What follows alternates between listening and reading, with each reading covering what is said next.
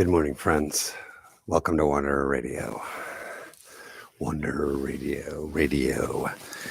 Coming to you live, lakeside. Thank you for joining me on this glorious morning. It is 22 degrees out here today. I do hope my audio is reading through there. Okay, test, check. Yep, okay, I'm getting a reading there. Apologize for that.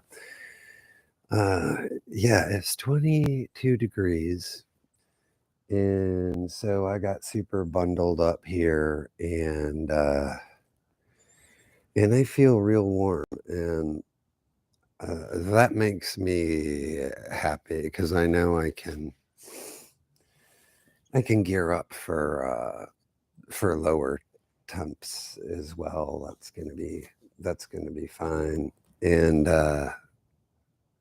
so I think really barring high winds or big rain, severe weather, I think my aspirations about being outside with y'all for this and being live, I'm feeling good about it. I'm feeling good about how available that will be. Wasn't quite totally sure. So this is good. Today I want to respond to a viewer's comment from the last broadcast that I did, and I didn't click something, and the comment disappeared, but I remember what it was, and I appreciate the engagement. So the user's name was Cat Captain. And the comment, I believe I remember it correctly, it had to do with the point in the broadcast where I was talking about how the creation is good. And at least I was making a case for why we could choose to believe or choose to see the creation as good. And so the comment was basically saying, well, the creation is not good. And the evidence that we would use to determine that it was not good would be the behavior within the animal kingdom of the animals toward each other. In other words, the horrors and the traumas of animal versus animal in the literally dog eat dog world of the animal kingdom. Excellent. I think I got that right. I may have not seen it or read it correctly, but I believe I got that right. And I appreciate the engagement, Captain. So I'm going to comment on that. And firstly, I appreciate the opportunity because this is exactly the kind of thing that that is open and available as to be a wanderer's tool. And that's a term I've been using as part of this Wanderer Radio to just describe what I'm sharing. And I want to be sharing these tools. What is a tool of a wanderer? A tool of a wanderer is any belief, any belief that can be embraced as true and leads to greater peace, harmony, joy, unity, understanding, wisdom, and all of that. So here we have a case where, let's just say from this point of view, the creation is bad. And we see evidence of the creation as bad in the let's just say cruelty with which animals treat each other in the animal kingdom. This is a belief system. This is a perspective. This is a way of looking at the creation. It cannot be said to be wrong because it is neither provable nor falsifiable. It is not provable or falsifiable. And in a case like that, it can nonetheless become true for us when we use our free will to discern and therefore choose a truth, despite its unprovableness.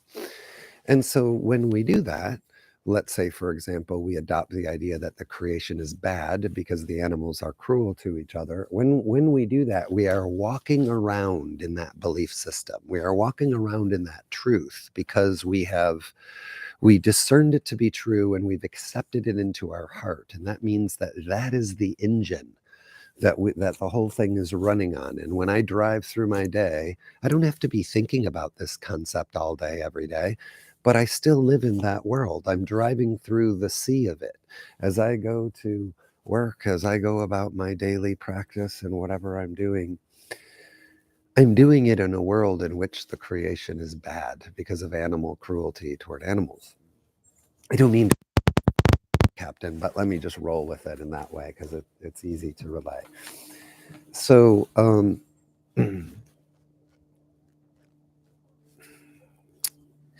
so in other words, if there has been a willful free will, deliberate act of choosing this mindset, then we've chosen one that we chose one that is not all that peaceful, really. It's not. So what I want to do next is I'm going to share with you some of my understandings uh, about the animal kingdom and what's happening there and how that works. And when I'm done, what I will be offering you is yet another idea, a second model of how it works that is also not provable and not falsifiable.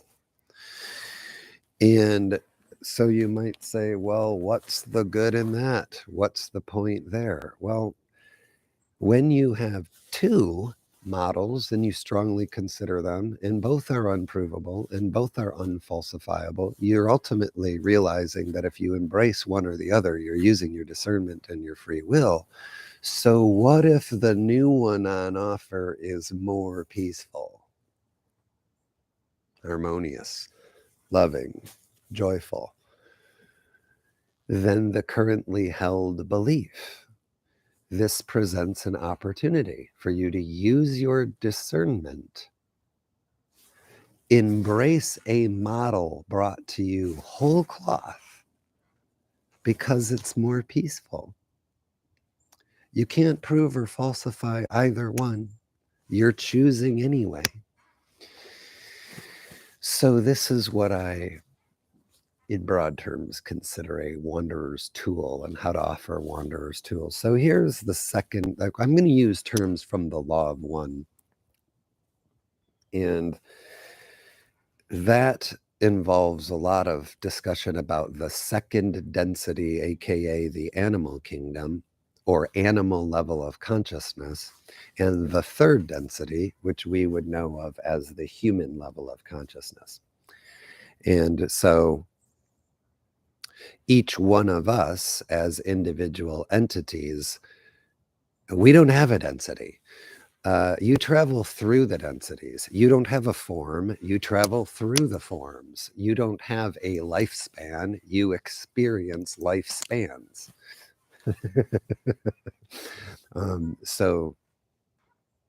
So in this case, what we're talking about is the second density consciousness in the world of second density or the animal kingdom, and how it relates, interacts, and evolves to and becomes third density.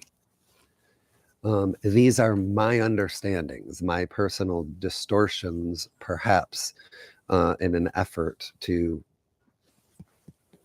articulate in my own way the Law of One and how this would work and why the animal kingdom would not be quite so cruel as it might seem. So the move from second density to third density is an area of particular interest to me. I'm very fascinated by the animal kingdom. Before I decided to pursue a career as a filmmaker in my 3D life here in this run, before I chose that, I wanted to be Jacques Cousteau. And I didn't know what that meant educationally or what you did to get there. I was a very small child at this time, but all I knew was whatever he is, whatever that is that he does, that's what I want to do. So I was on a pathway to being Jacques Cousteau before I made a pivot to filmmaking. But that love for the second density, the animal kingdom, a great affinity for aquatic life, um, marine life, but particularly lake life and pond life. It's not a coincidence that that my great dream in making a big move was to come here and live on a lake. But one moment, please. I think I need to close out of this so that I can see the time. Okay.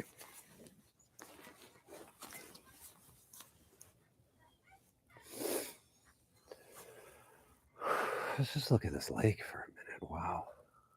So calm today. It's like, with the exception of just a little bit of distortion in the ripples of the waves, you'd have a hard time telling what was the trees and what was the reflection on the other side there.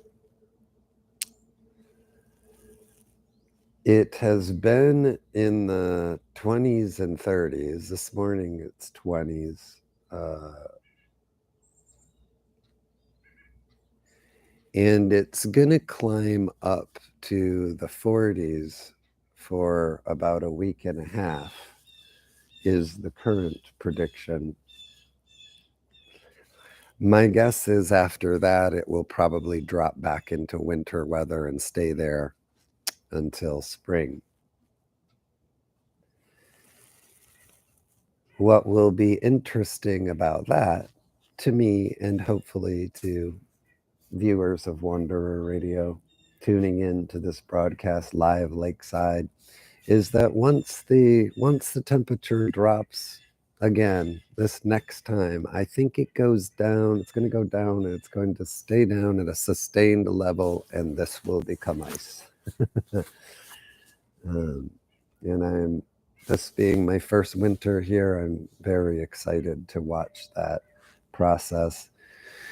I will not be the first one walking on the ice. I'm going to wait till the neighbors have been out there. If I see the neighbors, they've done more winters here, I'll wait until they seem quite confident walking out there, and then I'll walk out there. But I am really looking forward to being able to just walk across there, walk over to those woods and wander around, stuff like that. It's going to be great. So anyway, I wandered into the lake for a little bit there, but let's wander back to the second density and the third density.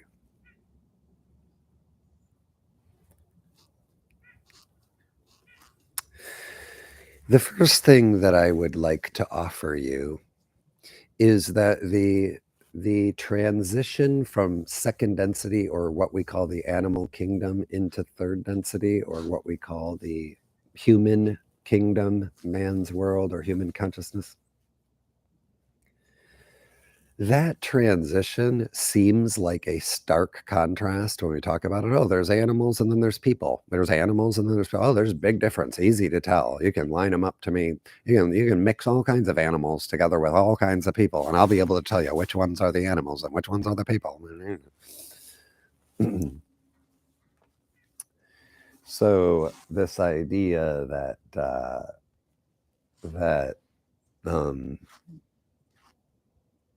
there's a big stark difference. That's the first thing I would like to challenge.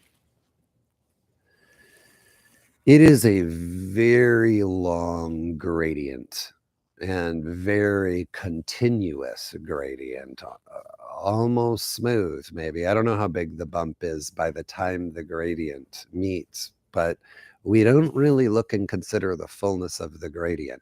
The second density covers an incredible spectrum of consciousness when we label it that way, from the simplicity of the worm to the complexity of the elephant or the gorilla or the dolphin, the blue whale. Um, that is incredible. The intelligence of the apes, the elephants, the octopus, the pigs. There's a lot of animal consciousness, and we see where it's getting close. It's getting closer, or it's evolving. We see what we know as third density behaviors start to present in the animal kingdom. Some animals use tools. They'll use branches to pull honey out of beehives and things like that. And of course, this is all celebrated in the glorious Stanley Kubrick 2001 film, in the moment where the primates first use bone as tool and then weapon. So that is the use of the tool. The reason that is so significant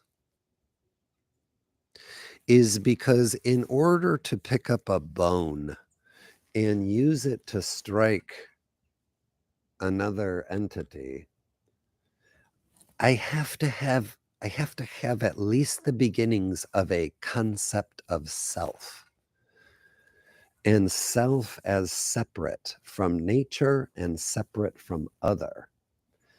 And if that concept is not clear, it will never occur to me to grab the bone and do that.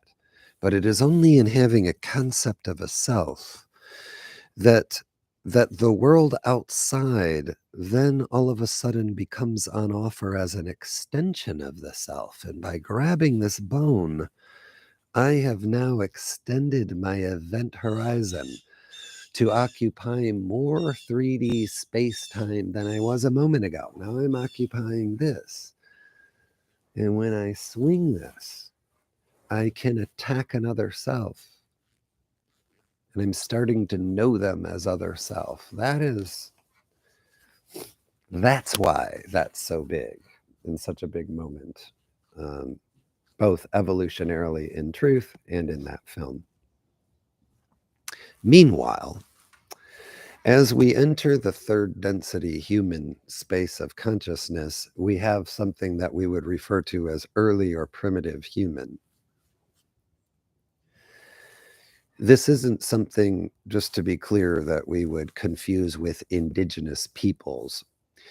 An indigenous peoples very often can be a very sophisticated culture of a very highly advanced consciousness, often more advanced than the technological cultures that might be surrounding it, but they nonetheless choose a pathway of a less technological existence, and they have their reasons for doing that.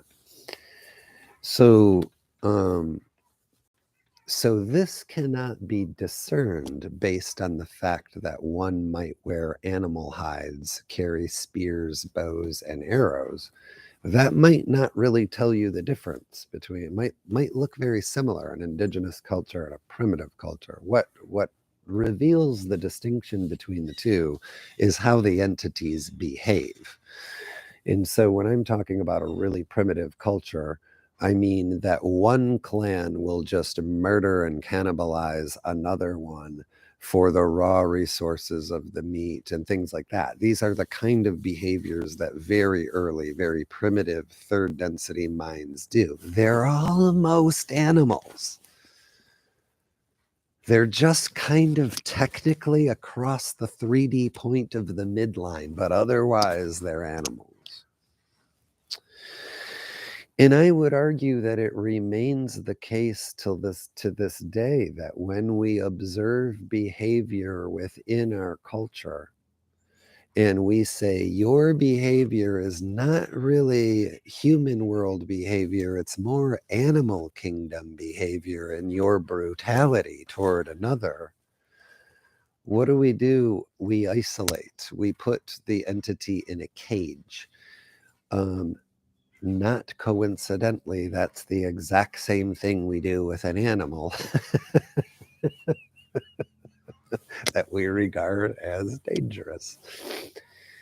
So, so yeah, so we make no mistake.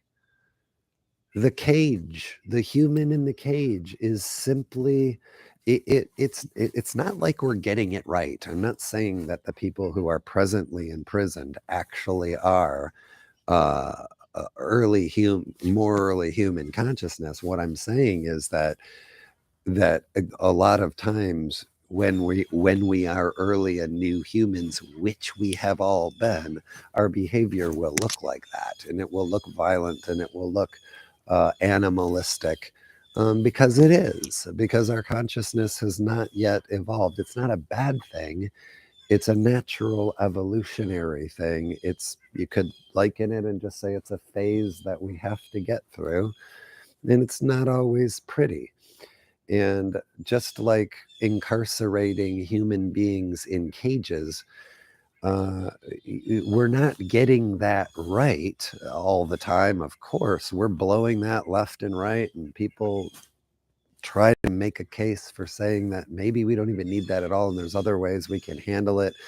On the flip side of it, it's still an institution, but yet in some cities people are there's not even bail or whatever. It's all so weird, but it's a weird, confused effort to deal um, with the integration of human consciousness that is earlier in form.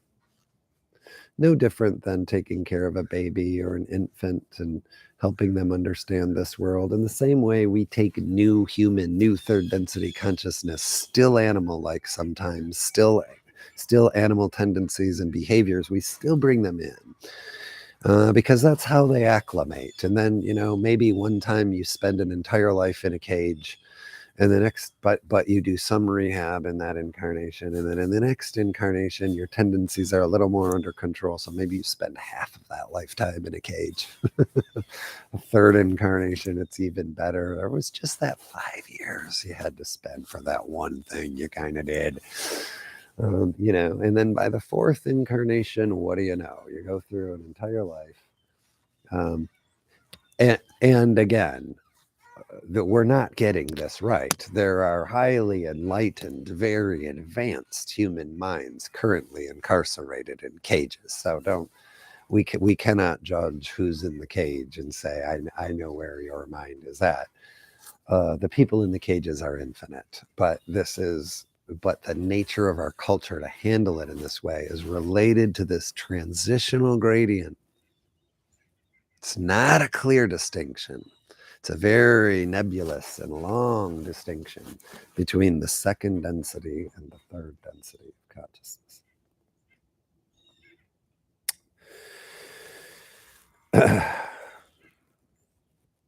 There's a reason I went into all of that detail related to the commenter's assertion.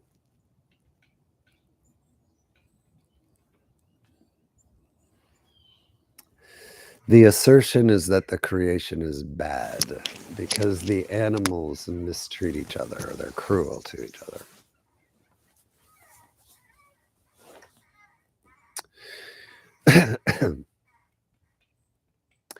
Well, firstly, there's a presumption there. If you were to take the example of a seagull, for example, um,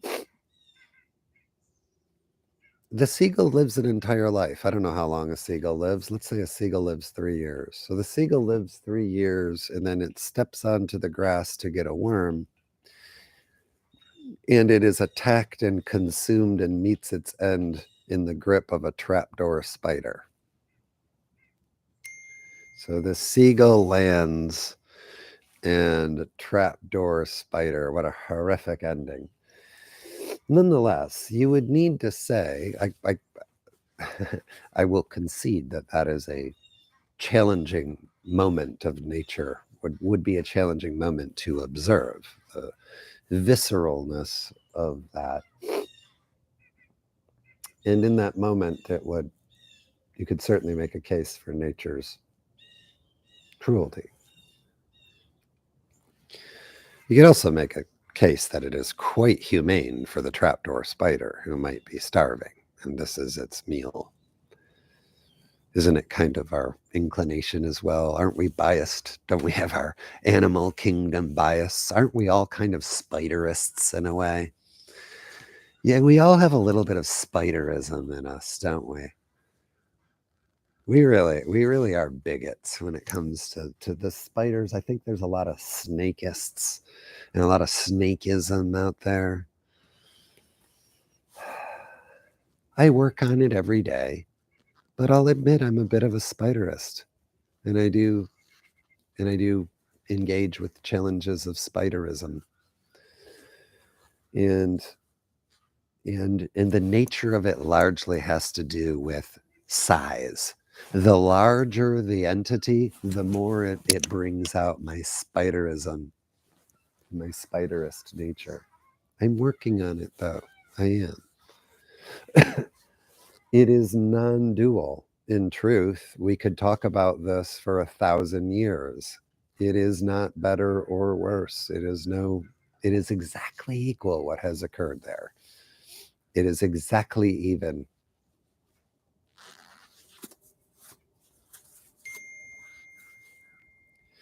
But you would have to be able to ask the seagull and say, let's take all of those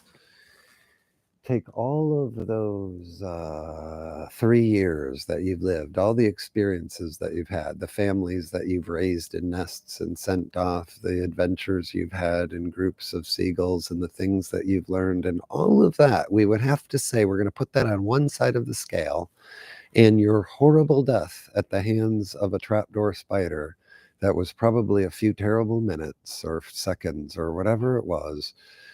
But are we to say that those moments of cruelty outweigh the 3 years and all of that life and perhaps wonderfulness and joy that the seagull experienced?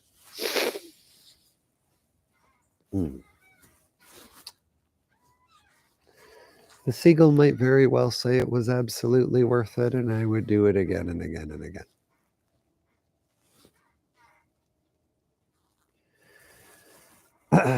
But anyway, that's what I what I would like to focus more and share with you is this. This is going to go into a place I guess I would consider kind of advanced in terms of where it sits in esoteric thinking, but it is a peaceful articulation. It is a challenging one to understand, but it does speak to the point of the idea of the creation being bad because of all the cruelty. So here goes. I'm going to try to express how I understand, upon initially drawing from the law of one, but other sources, what an animal group soul is, how an animal group soul works, how an animal becomes a third density entity, and what that all has to do with this cruelty question. So earlier I used the example of a seagull, and that's partly because I think that the book Jonathan Livingston Seagull is great to reference here. If you've never read the book, it's a beautiful short little book, but essentially the story of Jonathan Livingston Seagull is that this one seagull, Jonathan Livingston, he just doesn't want to do what the crowd is doing. He doesn't want to do what all the other seagulls are doing. So he wants to go innovate. He wants to figure out different ways to use his wings and fly and sail. And he does all these experiments of how high he can go and how fast he can go. And none of the other seagulls understand what he's doing. He seems very weird to them. But over time, spoiler alert, I'm going to tell the story of Jonathan Livingston Seagull. Over time, he eventually He eventually comes to find other seagulls like him in that they aren't like all the other seagulls and they're experimenting and adventuring and flying and whatever. And as the story goes on and on and on, by the end of it, Jonathan is he's astral projecting to other planets, and he's in other realms of existence and reality with the other seagulls. That's how far he goes in that story. From starting out as a seagull, he becomes this transcendent being, transcending space and time. Just like you're doing, just like I'm doing. The book doesn't resonate and it hasn't lasted all these years because it's whimsical fantasy. It's lasted all this long and it resonates with us because it's true. And it is all of our truth. It is the truth of where it's going. It's the truth of where we're going, insofar as that eventually we're all going to astral project and we're all going to know how to manipulate and bend time, levitate, and all that stuff. That's all coming for us in on cosmic time scales. And maybe some of us can do it here and now. But that's not the point. The point isn't when can the Earth human levitate. The point is that Jonathan Livingston Seagull is telling us that story going forward of where we're going. But what doesn't get as much attention is that it, in all of its brilliance, it simultaneously tells us the story of how we got here. Because while Jonathan Livingston is in his more terrestrial experiences, when he's branching out and he's learning to fly in his own way and he's learning to dive from the sky, and how fast can he go without crashing into the water? That is how a second density consciousness becomes a third. And that is how each one of us made our transition from the second density into the third density. How does this work? What is a group soul? A group soul kind of works like this. Imagine that all of the seagulls that you observe in this reality are not actually individual seagulls, but instead they are little fractals. You could think of them almost like cells of a single, much bigger entity that we can simply call seagull. Now, if your vision, your visible light spectrum were tuned, I know this is getting super esoterically heady, but stay with me here.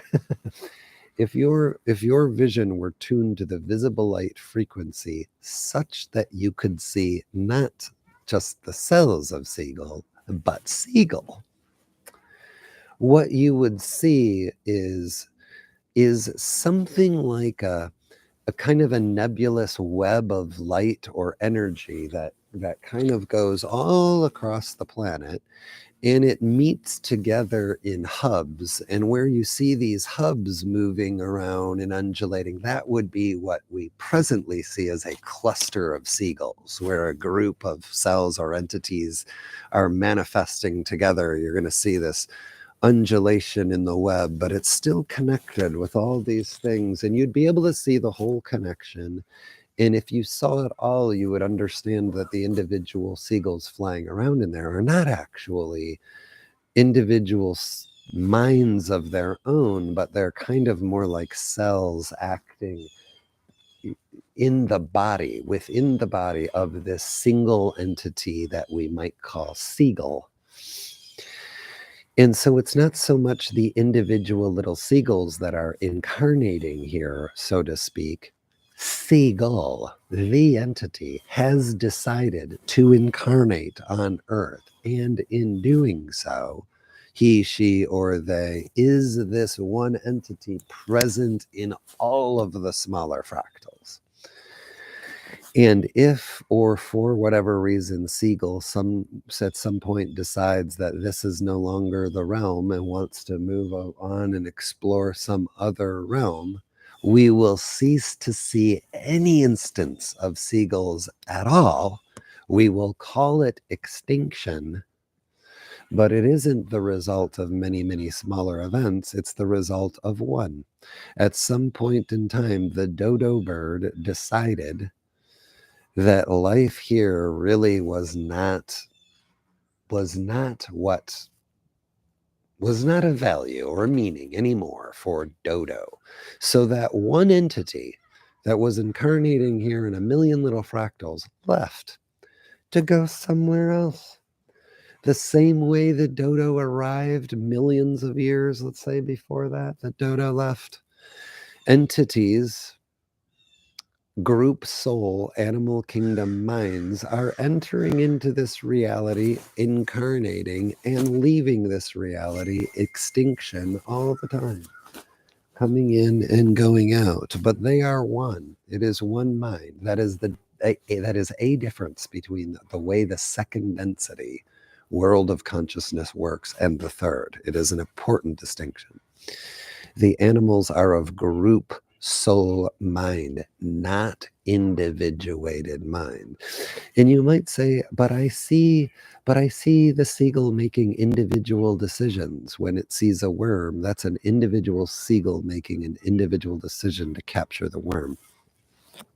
I get that, and it's a good point.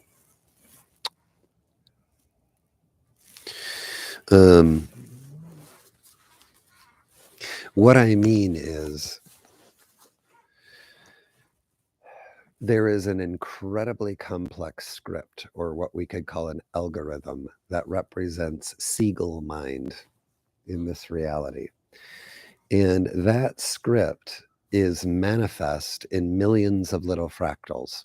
And each one of these little fractals looks and acts like an independent seagull, but it's actually operating on a single script that is simply seagull. And it's just, yes, it sees a worm and it goes down there and it gets the worm, and it looks like an individual action, but that's not the point. The point is that seagull script says, when you spot a worm, descend down to the area of worm, grab it with your beak, and swallow it. And so the seagull does this, acting on seagull script. Now this comes into form. This comes into specific form. Follow it with it. Well, let me just back up a little bit. For the seagull, for the mind that is seagull with a capital S, the mind that is doing all of the learning of the little fractals, when a fractal lives a life in completeness, always living according to the script of seagull, then it was just kind of a working life, you might call it. There's nothing to harvest out of that life because nothing new happened. That doesn't mean it's bad. It was just a working life.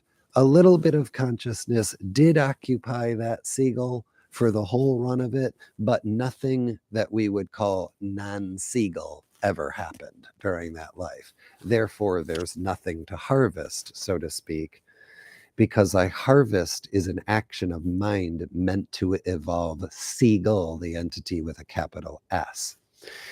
So now let's suppose somewhere in this reality, all of a sudden, a particular leafy plant with 3 orange berries decides that it's going to start incarnating in this realm of reality also, which of course in the creation is its right to do. All can explore what they want, come in when they want, leave when they want. So this plant decides to start existing here. Well, now we have something new for the seagull. It's not in the script.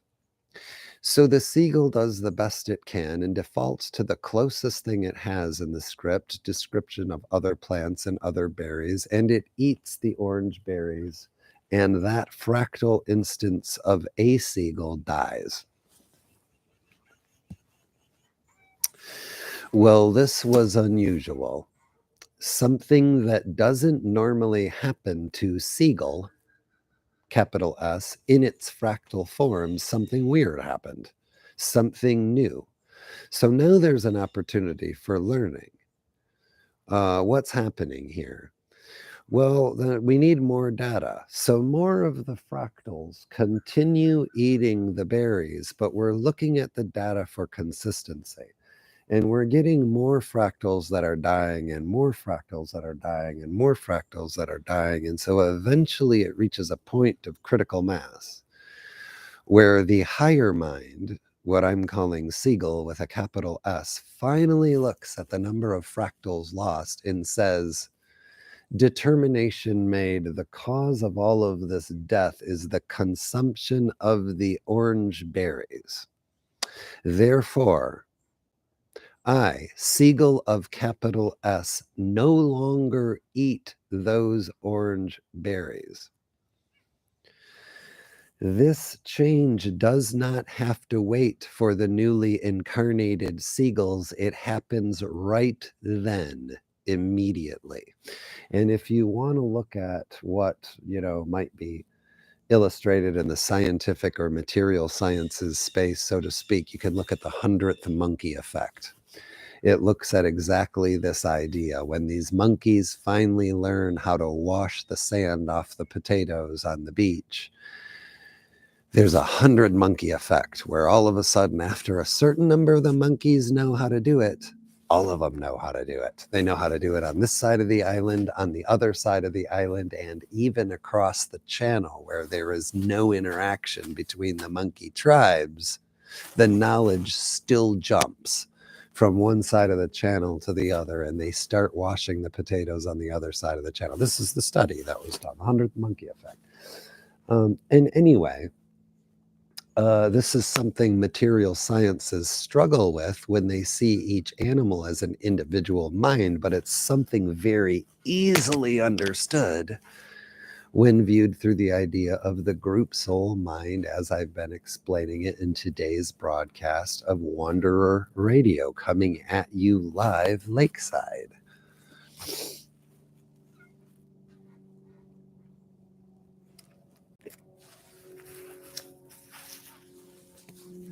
Yeah. Let's pause for a moment. Look at these. Look at this. 1, 2, 3, 4, 5, 6, 7. 1, 2, 3, 4, 5, 6, 7, 8, 9, 10. Look at this 10 fractal instance of the entity known with a capital D as duck.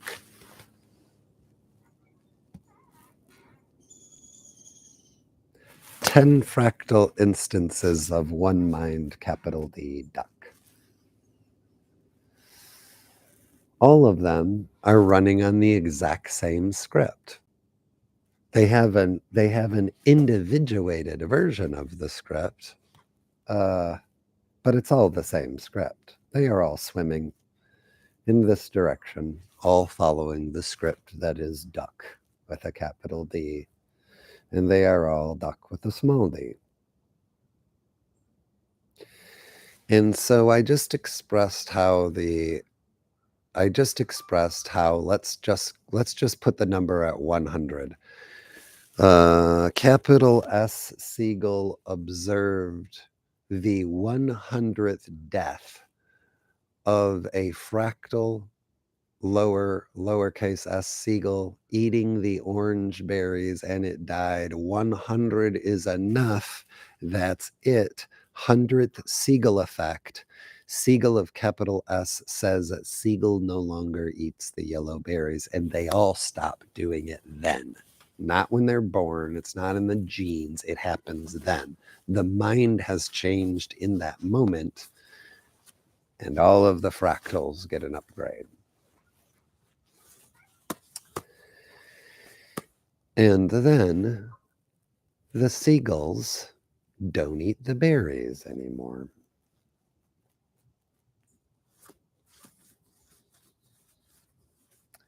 And wouldn't you know, they live longer. Hey, ducks, these guys are actually swimming over here to check out Wanderer Radio, broadcasting live lakeside. Hey, guys, welcome.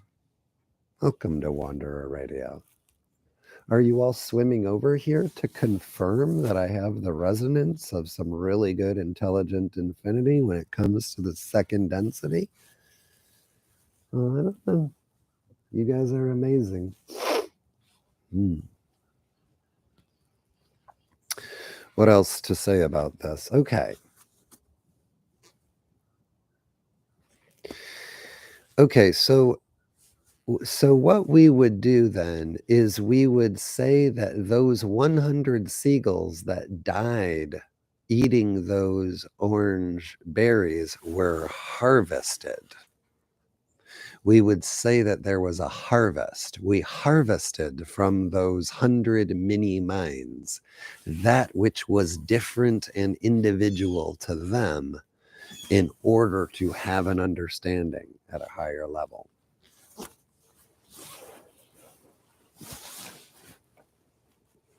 Harvest. You as a human are walking in your backyard and you see a plant you've never seen before. It's a leafy plant with these 3 orange berries, and so you grab it. And later you break out in a serious rash around your hand. You don't think much of it. You know, takes a little while to heal. At some point later, you're walking along and you spot the plant, that orange berry plant again, and you touch it and you move it, and then you kind of go, wait a minute, I don't know, was this what caused? And you give it some time, and sure enough, you get a little more rash again. And so there you go. You make your determination that 3 berry plant caused the rash. But in order to do that, a lot of your cells had to die. So let's say 100 cells had to die in the form of this rash reaction. 100 cells did not have a typical scripted life as a fractal of you. So many cells live a fractalized life of you within your body, and they just live out the fractal. No experience is unexpected. They're born into your body, into your logos, into your ecosystem. They experience a life within there, and that life comes to an end and they're gone. And there's nothing to write home to mom about. That's it. It's just a fractalized life. There's nothing really to harvest, and that's not bad. We would just refer to that as a working life. But along comes these 100 cells that have a different experience, a different kind of death. And in their dying, the fractalizations that they are harvested by your mind because it evolves your mind. That which was body is harvested into that which is mind. So you harvest the body of those cells to become a learned lesson of mind. Don't touch the berry plant. The berry plant is not evil, but my resonance and my vibration, my frequencies of my beingness, perfect in every way, are nonetheless experience a disharmony when engaged with the perfect collection of frequencies that is this plant. No harm, no foul, nothing is evil, all is good. But there is a frequency differential contrast that will result in a reaction. Do I want that reaction? No. I've learned. Harvest. Harvesting of cells. So in the case of Jonathan Livingston Seagull, how does this story then tell us how a second density entity becomes a third?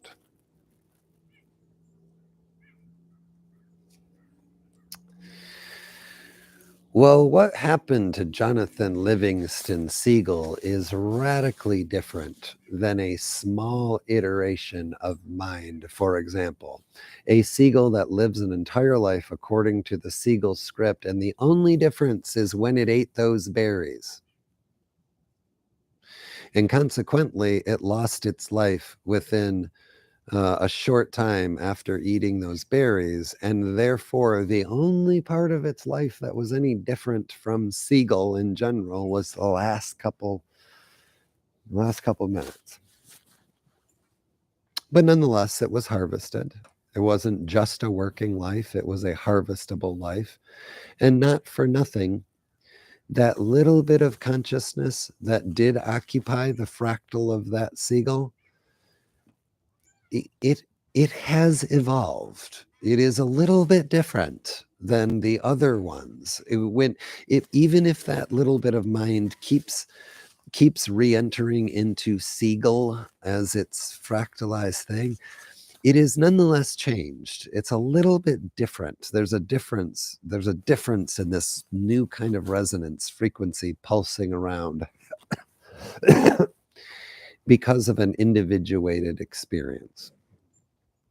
A different kind of death that might be seen as traumatic. In esoteric terms, this would be called catalyst. So anyway, those are just small differences, and the small difference is just harvested into Siegel with a capital S, the Siegel. So the Siegel mind harvests into tiny iterations and change that bring about evolution. However, if one of the fractals takes off on its own, starts flying in its own way, innovating in its own thing, radically altering any concept of what we previously understand as Siegel life, living in the weirdest ways. It goes to the weirdest places, eats the strangest foods, makes friends with animals that Siegel as a whole generally doesn't even share ecosystem with. By the time this fractal's life is complete, by the time this incarnation is complete, this lowercase Siegel fractal has lived an existence so different from the script that is Siegel of a capital S that it really is not harvestable back into Siegel with a capital S, because none of this experience is really relevant to the capital S Siegel at all. That's not where capital S Siegel has been going for millions of years or wants to go. So what do we do with all of that? It doesn't evaporate. It doesn't disappear. It doesn't seem like there is a home for it within the place from whence it came. It doesn't make sense to harvest it back into capital S Siegel. Where does it go? Well, now it's its own entity. Why did it do all of those behaviors in the first place? Because it had awakened to a sense of self.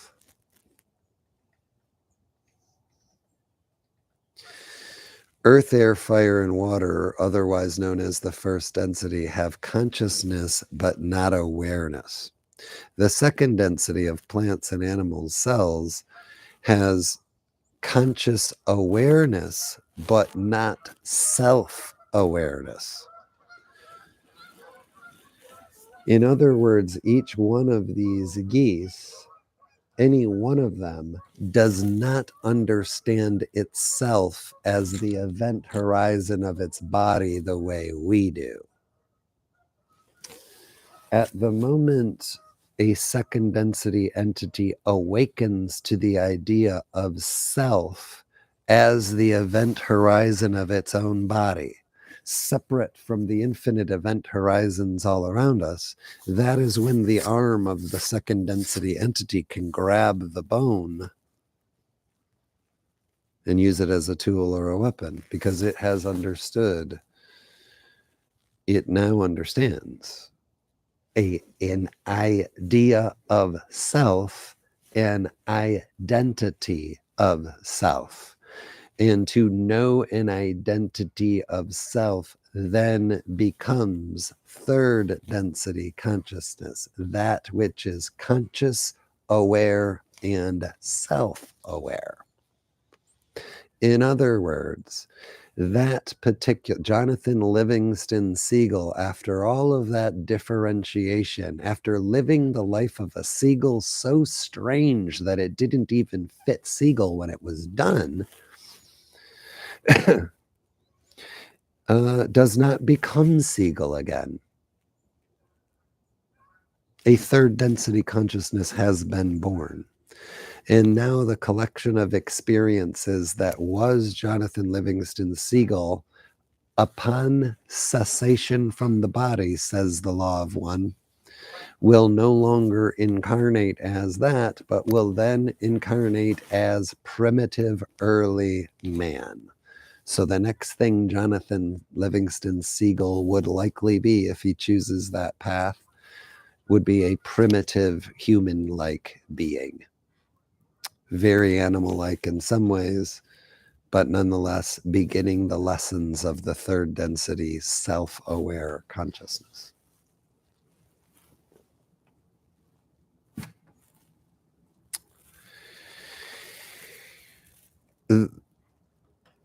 All of this has a huge meta point that I've been attempting to set up from the beginning that looks basically like this.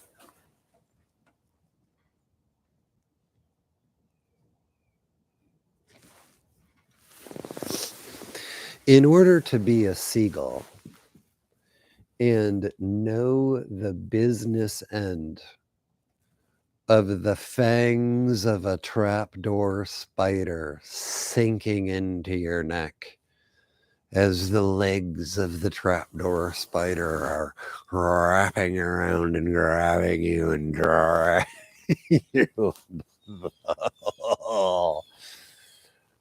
In order to know that as trauma, you would have to know that suffering seagull as a self. And when a tiny bit of consciousness is operating on a script that is otherwise 99.99% seagull with a capital S, it means there is not an individuated seagull as we know it, experiencing the horror of that death as we think we understand it. It's more akin to a cell on seagull of a capital S, the big seagull, the one seagull. It is comparable to a cell dying. And so that the cell consciousness is having its cell experience of death. I don't mean to belittle that. Sorry, cellular kingdom of cellular intelligence and mind. Don't mean to belittle y'all's experience of death. But anyway, since the seagull doesn't understand itself as a self, it doesn't understand what's happening to it as something that's happening to it. And therefore, what I'm suggesting is that the amount of trauma that we're capable of experiencing, the amount of horror that we're capable of experiencing, the amount of pain, suffering, and brutality, the amount of cruelty that we are capable of feeling that we are on the business end of, is specifically related to how much we identify as a self in that form.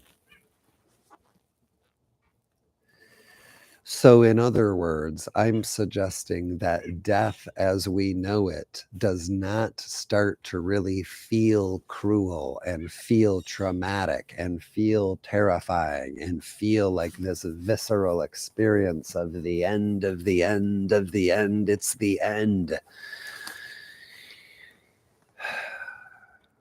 We evolve toward that as we evolve toward a third density individuated consciousness, which means it is only really the animals at the highest end of the animal kingdom. Perhaps a dolphin might know true trauma upon death, or an elephant would know true trauma upon death. Elephants are known to visit the graves and visit the bones of elephants long past. So that reflects a level of consciousness that's a level of consciousness that reflects an awareness of time, and it's a very sophisticated type of thinking. it's the blend from second density to third, and the elephant has a lot of this third density consciousness. So in other words, each individual elephant, they're not fully there yet. If they were fully there, they would be in human form. They would be in third density form. They might awaken through, but you're still going to live out your incarnation in 2D. They are, but they are close. The elephant's on to it. The elephant's sus. The elephant's starting to see. The elephant is starting to think of itself as an individuated consciousness. It's starting to understand its own form. It's starting to understand its own event horizon. It's starting to understand itself as a self, and it's starting to understand other selves as other selves. It's starting to understand the concept of time. Consequently, when one of its fellow beings falls, it understands a concept of death. It understands the dissolution of the event horizon that was that entity. It understands that the bones are what is left behind, and it understands this idea to come there and see the bones and honor them, and that means something to the elephant. All of this comes from an understanding of self and the individuating of consciousness.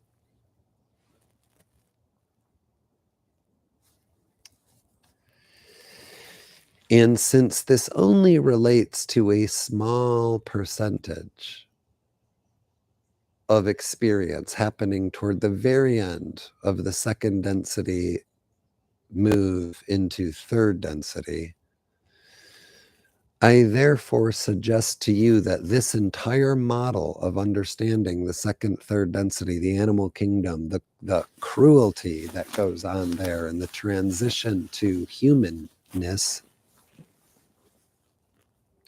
all of what I've offered, I hope, is a second unprovable and unfalsifiable way to look at the animal kingdom and the creation.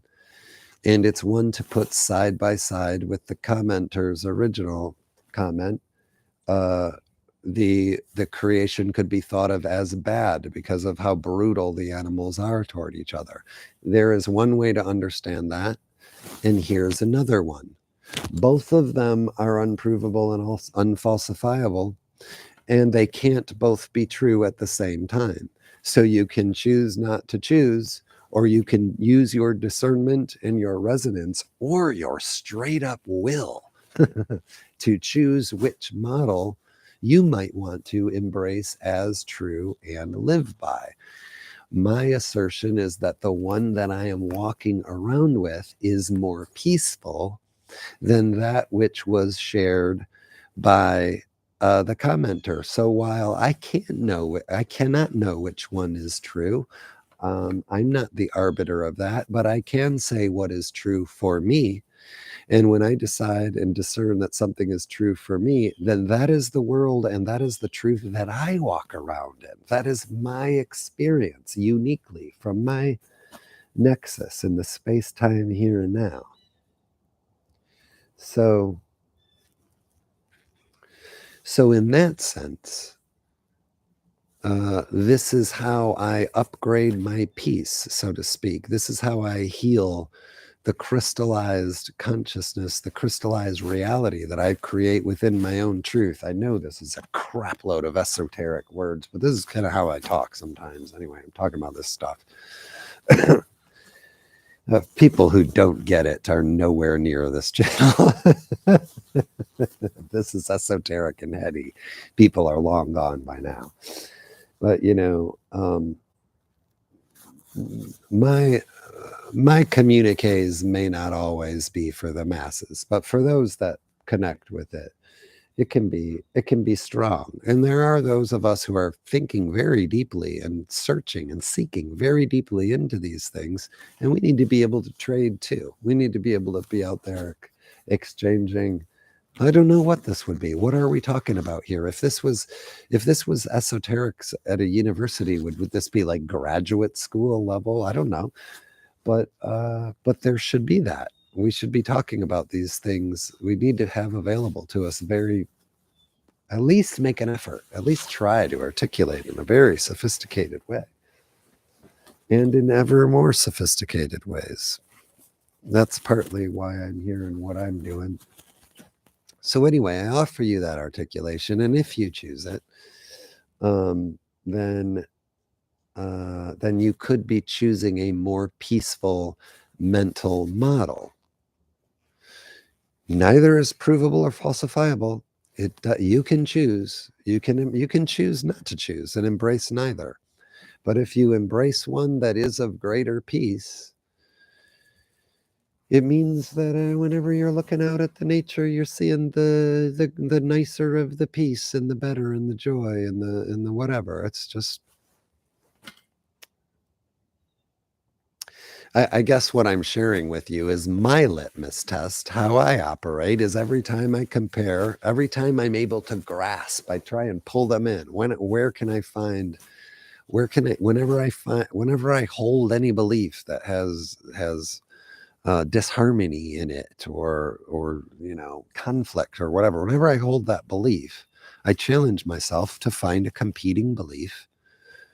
And when I realize that both are not provable and falsifiable, I then choose to embrace the one that is more peaceful and harmonious.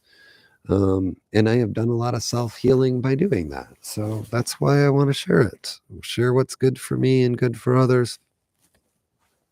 I'm going to wrap this up very quickly. If people like, I could continue with more on this in the next one, but I'll just wrap this whole thing up with this.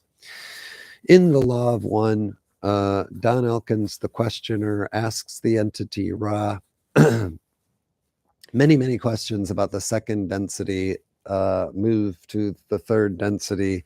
And at one point in time, Don asks, what and where is the greatest amount that we are seeing of second density ascension into third density?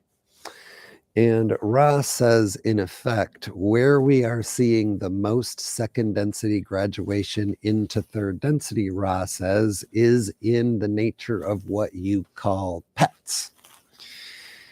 And that is because when we take, let's say a dog, a canine, maybe the broader entity is canine with a C, maybe it's wolf with a W, or fox with an F, or something that gets more narrow, like cocker spaniel. But whatever it is, you have these group entities, life forms.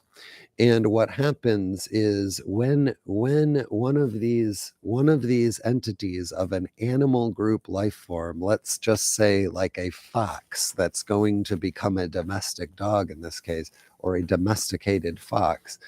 So the person takes a canine, brings it into domestication, forms a bond with it, puts clothes on the dog. The dog is in pictures on social media. The dog eats human food. The dog goes for rides in the car. A pet has an experience by virtue of the influence of the third density mind. Nothing deviates the animal kingdom's experience as radically as direct contact with higher density consciousness. The humans that bring in the pets give that pet a life so different from the group mind of which they come that by the end of it, it is not harvestable back into the broader single animal mind. Instead, it is now ready for earth or human level consciousness. And so I'm going to wrap up in just saying that means in the taking in of a pet, loving it, investing in it, and giving it a life that is so different from the group animal mind, and so aware of what a third density consciousness mind is, that in a sense you really gave birth to the third density consciousness mind of your pet. You created a new third density personality that's about to go on and have third density adventures. Anyway, that's all I got for you today. Signing off. Thank you for joining me. I'm Oz. Thank you for joining me on Wanderer Radio Live Lakeside. I will see you all on the next broadcast. And thank you, Cat Captain, for the comment. I hope you liked my response to it. Love and light to you all.